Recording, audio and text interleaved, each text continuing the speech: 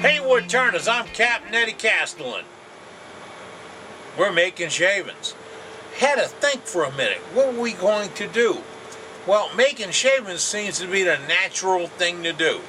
And if I look like I'm sidestepping something, I got a 100-pound wussy black lab right under my feet because there's some thunder outside and she don't do thunder very well. Well, I don't either, but I got to do this. I want to take two pieces that we've turned recently and I want to turn them around and finish them off. And just a couple of weeks ago, this is August 2014, just a couple of weeks ago I was in Maryland. And a guy named CA, he's a Oneway rep, showed me a gizmo, a gadget, a bracket, a doohickey, a whatchamacallit that fit on my headstock that would make my vacuum chucking so much easier, so much more versatile than I had before, that I had to get one and I had to bring it back, and now I'm forced into it. I have to show you. You know the deal, and all you gotta do, watch. Hey, before we get into the program today, I have to remind you about Freedom Pens. Freedom Pens, that's where you, the wood turner, turn a wooden ink pen, just like that one, and you give it to our troops. Now, the group called Freedom Pens, with the assistance of Team Blackhawk, have turned about 175,000 Freedom Pens to date and sent them to our troops. We're still recruiting folks and pens to go to our troops. So if you'd like to be part of that program, email me at this address right here, EddieCastellan@Cox.net. Include your phone number, and I will have Sergeant Joe Kelly give you a call, sign you up, put you in a lineup, and you'll be turning Freedom Pens for the troops. You know, it's more than a war for those folks. It's a living, a livelihood, a way of life. And I worship my freedom. And I think you do too. So why don't we get out there and start spending some Freedom Pens? Email me. We can do it. A couple of years ago I showed you where I had a Woodfast brand Venturi rig that went through my headstock and into my cup, and this cup I'm using is made by Woodfast, and it went through there. Well, the Venturi takes a lot of compressor use. Really noisy, awkward, not as reliable as I'd like to have it. So when I was up visiting with the Capital Area Wood Turners, a nice guy named CA, and he's a Cajun, he's originally from here, CA Savoy, showed me a rig, and I thought they quit making them. This is by Oneway Lathe Company. This right here. Couples onto your headstock, matches the same thread as your headstock. This is where the vacuum gets pulled through, and this makes vacuum chucking so much easier. It's about $100 rig, but it'll match up to your lathe. Now, if you have a lathe that's got a vent hole in the shaft, why would they have that? I don't know. You know, it's because a wood turner didn't make the lathe. This is Oneway, made by wood turners. Okay, so this rig, if you don't have it, there's a way around it. Screws right here on the back of the headstock. Now, if you've got a vented headstock, all you have to do is come up with a piece of draw rod that'll go from this end to that end and be captured by it. And you can work it out. It's not that difficult. Now, I just put my vacuum chuck through my lathe. I got to show you more. But you're in a bad spot, so let's move you, all right? Come on, hold on. We're going to roll right way up here. I'm going to show you more. That is my faceplate by Woodfast. I like this. Now, I've made others. I've got a half a dozen vacuuming faceplates in here of different kinds of things. Plastic, wood, sealed wood, cast acrylic. I like this one because it's got a rubber on the inside, a rubber on the outside. Two times the rubber. Well, that allows me on, let's say on this plate, I want to hold this plate. The inside rubber will grab it now, and the outside rubber will grab it now. So I can grab this plate in both directions with one fitting. And not a lot of changes. So let me get the hose up here. And I like this because I've got some pieces that I had in the shop and they got a little damaged. I knocked them off the shelf. Alright. Then I had a piece to where I set it down on the mat the day before the finish was set. So this finish has got to come off. And I got to refinish this piece. Alright? Not a lot of ways to hold it, except vacuum chuck it from this side, right here, and pull it onto the faceplate, and then I can work over here. Beauty of this is if I put 14-15 ounces of vacuum on it, I can't pull it off. It's that good. Now, for this plate, what I'm going to do is turn on a vacuum pump. Now, what am I using for a vacuum pump? The pump I'm using is made and sold by Harbor Freight. It's a 2.5 CFM vacuum pump. It'll pull a full load. Watch. That is about 14 ounces of vacuum. I would break the plate trying to get it off. I have a little bit of a relief on this, so I can adjust the vacuum until I have it set right. So, that, I want to sand this. This will work. 300 RPMs. And that was a quick fit. Have it on there, it's good and solid. I can come in and start sanding and finishing up this side. I can splash it with some sealer and get it done. And then when I want to go to the other side, turn this around. I have a center to work with right here. So I could get it to that center. But let's just see what happens on a quick fit. Whoa! Am I good or what? Oh man, this is cool. Alright, then I can get a quick fit. Now over here, I can sand on this, splash some sealer on it, get it cleaned up. I could always bring up a cone, set a cone here that would get this to be more centered. I could bring up my faceplate and work it. I could put my chuck on my tailstock, bring my chuck up to hold this true. All those can be done to hold this piece so I can get it perfectly centered. And I'd have to do that, or I'd want to do that. I did do that when I was clearing this up. Now you can see I've got a mark right back here. I need to center this up again, put it back on here, and then scrape out these spots that I put in there. Burned in a couple of spots working on it. But that, look, no marks on the face, no marks on the back from the vacuum chuck. Okay, that's real important, no marks. The rubber gaskets are black. If you leave it on there forever, you will get a mark. Now let's talk about a bowl. A bowl is a little bit different. This is a bowl I turned a couple of weeks ago. Really thin, really nice, the inside's okay. But I need to take this bowl, put it up here. I want to get this out the way because I don't want to make contact with it.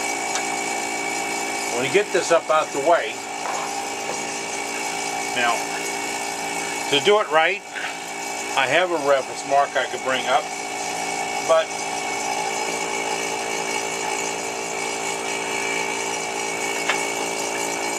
watch this. That's pretty darn close, boys and girls. I can sand this out, put a splash of sealer on it. Just loosen that up instead of tightening it.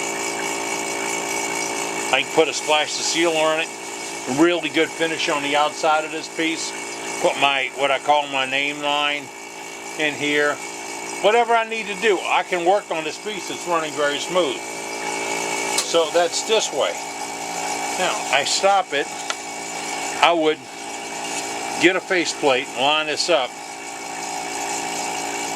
put it on over here.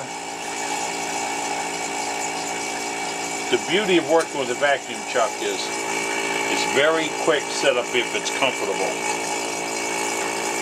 Look at that. I could work a finish on the inside of this. Really could. I could finish the outside edge. And I did that without using any alignment tools. What alignment tools? I could cut a faceplate or plywood that'll fit in here with the center, bring up my tailstock to hold it. But look, I'm a pretty strong guy. Hell, if I just put my arm weight on it, I should knock it off. But it is really held on well. This is fairly thin. Kill the vacuum, it comes off.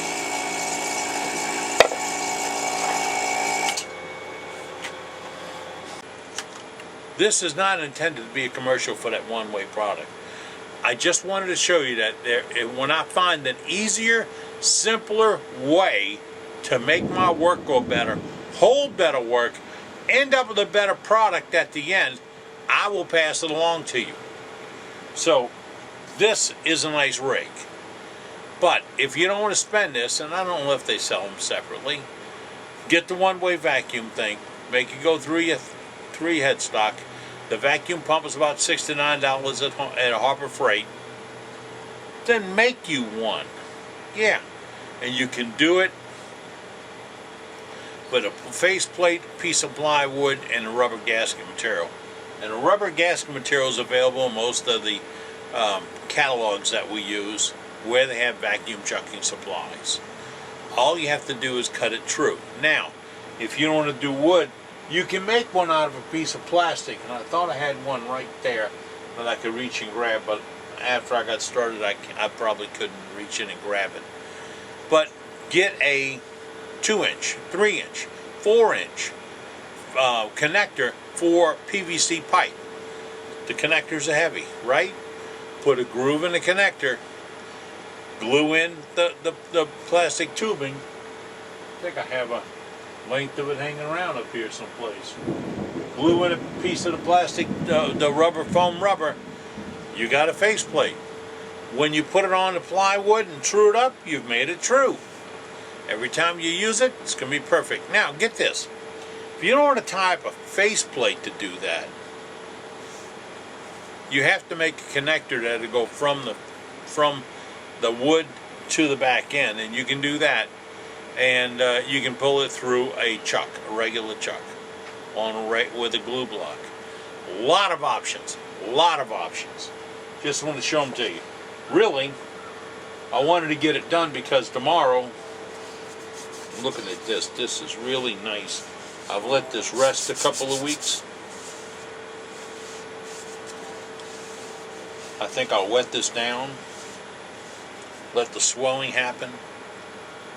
Oh yeah, here, wait, we didn't talk about that yet. I sanded this to 400 grit. That's as far as I would go with wood I'm putting a finish on. Everything after that is practice on sandpaper. My opinion. I looked it up in a book. There is no book. So, I have it at 400. What will I do? I would wet it. That's right, wet it. Here it is, right here. My spray bottle of water.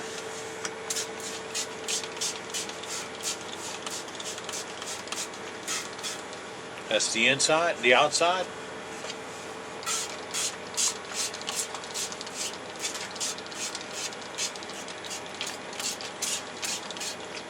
The inside. Dump the water out. I'm going to put this where it will not make contact with metal, because the wood and the metal and the water, that ain't a good thing, okay? So I'm going to let it swell, stretch. It's already drying in a couple areas, okay? What's going to happen is the grain the fibers that I have compressed during the sanding process now get relieved. They're relaxed, they're comfortable, they're friendly, and I can chop them right off. Come back in with my 220, 320, 400 paper, fast passes, clean it back up again. Do not burn paper on wood. What do I mean? Speed, 300 RPMs. If you got a mini jet, you're at 500 and you're lighting up on that pressure.